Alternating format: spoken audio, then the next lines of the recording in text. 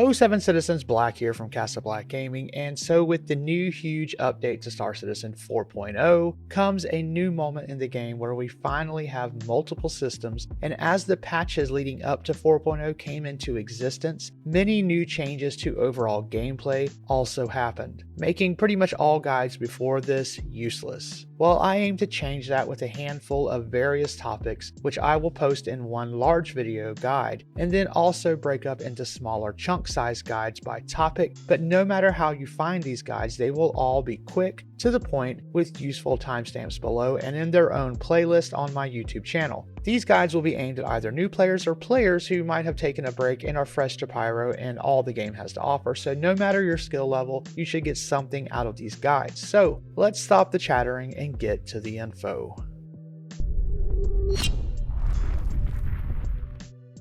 So before you get into the actual game mechanics, let's talk starter ships. In order to play Star Citizen, you must have a starter package, which includes a starter ship. These starter packages range in price from the two bare bones offerings of the RSI Aurora and Consolidated Outland Mustang, which are normally $45, on up to the RSI Andromeda Constellation, which is a multiplayer 4-player ship, for about $275. Now, if there are no special discounts or packages at the time, like you see here with the Avenger Titan CitizenCon 2954 pack, which they did in fact take down shortly after I recorded this footage, in favor of the current deals, which is the Intrepid, the Cutter IAE Starter Pack, and the Mustang Alpha, then your choice will depend on what you want to start your journey with in Star Citizen. Now, if there is a deal like there currently is, then I would seriously go for the deals unless you just absolutely love any of the other starter packages that you see here. But you must start with one of these packages and must always have a starter package on your account. Now, you will be able to upgrade from these packages into another ship that's more expensive later if you choose to, but you can never melt the package, which means sell it back to the website for store credit to apply to another ship. But you can buy another starter package later, so you could drop back down to a cheaper one and then use that savings to apply to a second ship if you choose to. So if you see a good deal on a starter package, consider yourself lucky, and unless it's just a ship you absolutely do not want and you have no intention of adding more money to upgrade to a ship that would be better suited later, then I would just grab the deal. Now, my advice on deals to look for would be number 1, the Cutter, or the Titan, or the Nomad, and possibly even the Cutlass if you want a medium-sized ship that will do a lot more. Now, I've seen all of these ships go on sale during the past year, and I recommend all of them, but for different things. Sometimes you will see a ship package on sale with armor and weapons, which is also a good deal, but it's not necessary because armor and weapons are easy enough to get in game. But sometimes they do have some good deals on the ship itself, and then you get cosmetic armor, which will always be tied to your account. So just consider those a nice bonus, but nothing to really shoot for.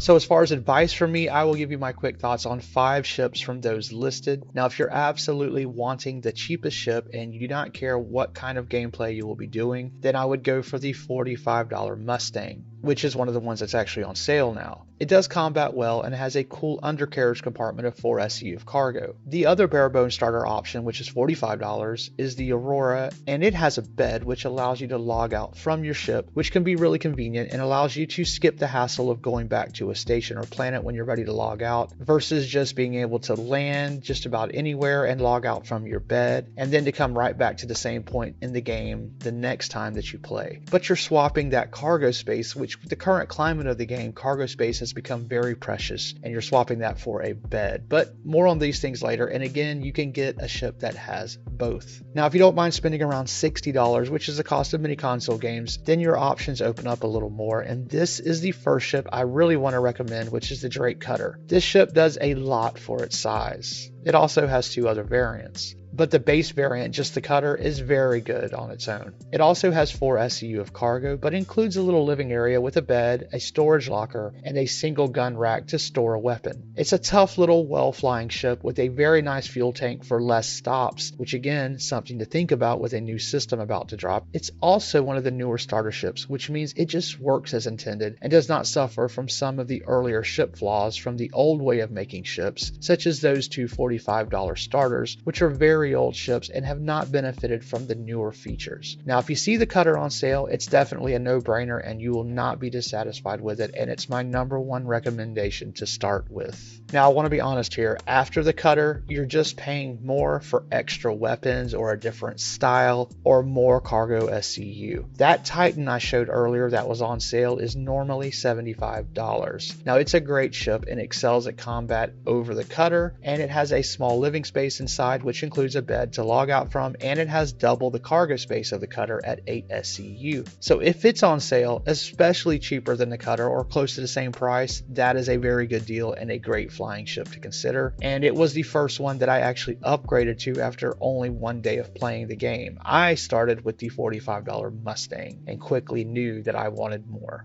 Now, the ship after the Titan that I would consider is the Nomad. Now, this little ship is quite different looking inside and out, but it has a ton of features packed in and is another that goes on sale throughout the year. Now, it too has living quarters with a bed, and it has decent weapons on the outside and great shields. But where this ship really shines to me is the external, almost truck bed-like cargo space that can hold 24 SCU of cargo, making it a very serious ship to consider. But at almost $100, that price point also jumped up quite a bit. I believe it drops down to around $75 or $80 throughout the year, so if you see it on sale, it might be a ship to consider. But even at $95, many people still go for it or upgrade to it. Now, before I get to the over $100 price mark, there is one new ship to consider, which is the all-new Crusader Intrepid that is brand new as of November 2024. The Intrepid is the new kid on the block and to me is a great addition, but it's very flawed in price. Some older fans are not crazy about the external stylings compared to some of the offerings by the same manufacturer, which is Crusader Industries, but for me, first and foremost is function over style. Now, what good is a great looking ship like its big brother, the MSR, if it has tons of wasted opportunities and functions that current ship actually has? The Intrepid packs so much in for a starter ship. It has great living quarters, including a log in and out bed and a kitchen for if crafting food might become a thing with the crafting system that's coming sometime probably within the next year to 2 years. It has 8 SCU of cargo just like the Titan, and it has a size 4 gun on it, which is definitely not up to par with the Titan and nowhere near as great at combat as the Titan. And this ship is considered more for cargo and getting around, but it still has that gun. And this ship is a bit roomier. The normal price for the starter package is $80, and I'm going to be honest, it being more than the Titan is just wrong. It should be $10 cheaper if you're going strictly for function over looks, but I leave that choice to you. And if the Intrepid is on sale, like I expect it to be throughout the year after this initial sale, then by all means consider it. Anyway, I like options, they're good, and I would say if the Titan is not speaking to you, give the Intrepid a go. So now moving up after the $100 price mark, the pricing just jumps up to $125 for the Cutlass Black, which used to be $110, and sometimes it still goes back down. But I personally prefer the Cutlass over the Freelancer series, even though they're equally priced, and either ship is great. It's just for whatever reason the Cutlass just jumps out to me and I like its spacing better. Both ships jump up in size and it might feel like your first real ship, and they both have interior beds and similar cargo space that is internal, not like the external like the Nomad. I still fly my Cutty Black every now and then and often still buy a Cutty Red with in-game credits to have because it's the medical variant that's in-game, and I sometimes like to have it, although there are more medical variants now, so I might not be doing that much longer.